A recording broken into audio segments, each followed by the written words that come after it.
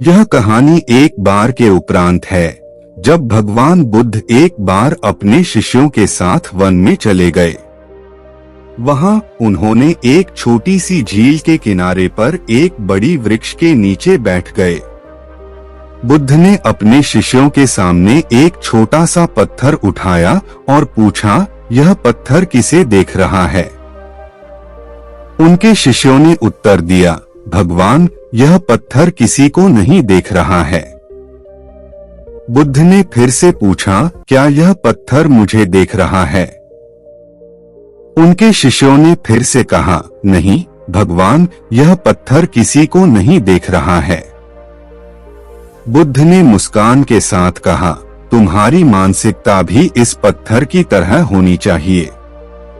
जैसे यह पत्थर किसी को नहीं देख रहा है, वैसे ही तुम्हारा मन भी विचारों और इंद्रियों के प्रभाव में पड़कर विक्षिप्त नहीं होना चाहिए।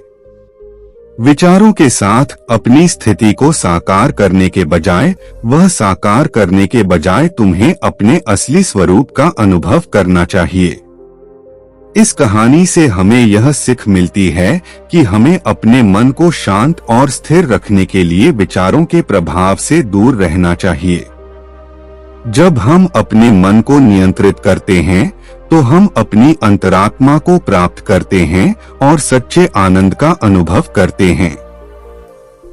बुद्ध की यह कहानी हमें यह भी सिखाती है कि हमें अपने मन को नियंत्रित करने के लिए निरंतर प्रयासरत रहना चाहिए।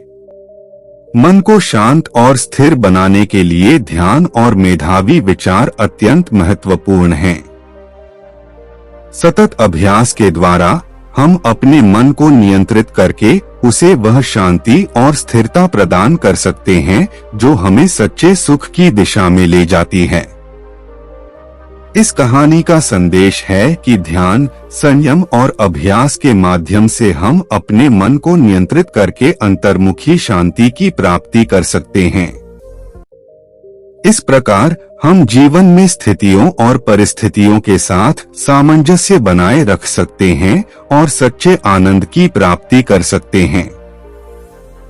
बुद्ध की यह कहानी हमें यह भी सिखाती है कि संग्रहित ध्यान और संयम के माध्यम से हम अपने जीवन में स्थितियों का सामना करने की क्षमता विकसित कर सकते हैं।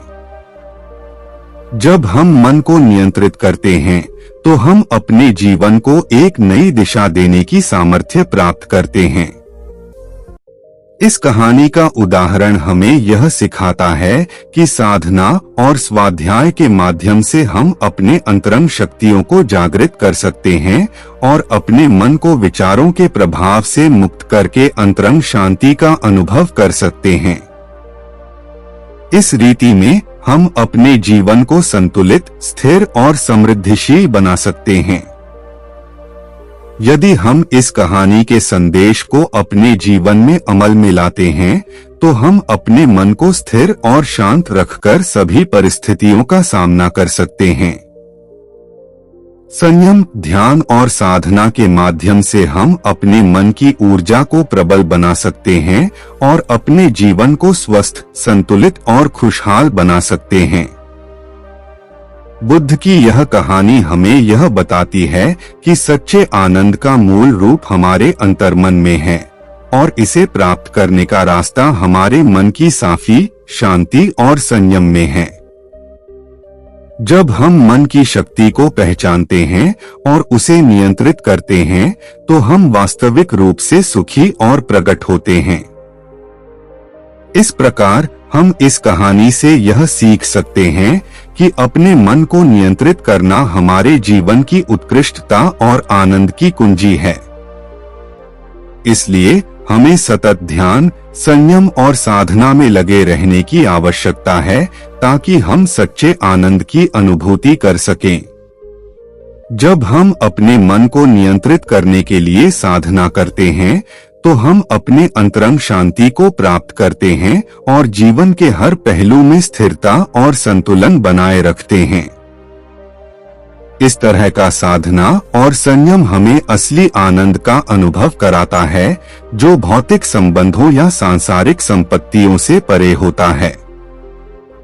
बुद्ध की इस कहानी के माध्यम से हमें यह भी याद दिलाया जाता है कि हमारा आनंद और संतोष हमारे अंतरंग स्थिति से ही आता है, न कि बाह्य वस्तुओं या परिस्थितियों से।